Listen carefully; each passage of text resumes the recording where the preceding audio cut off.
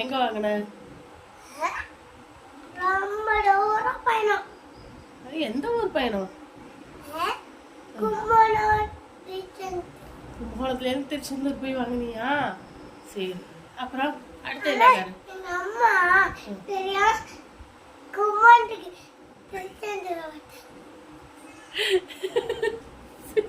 அடுத்தது என்ன காரு? காட்டுறா, சீக்கிரம் காட்டு. இன்னைக்கு வாங்கின எங்க ஊர்ல கும்பகோணத்துல. சரி, போதுமா? இன்னும் ஒரு வண்டி. சரி, இன்னும் ரெண்டே ரெண்டு.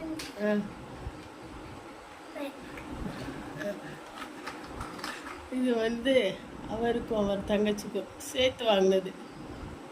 ஆமா, ஆனா இப்ப அவருக்கு வேணாமா.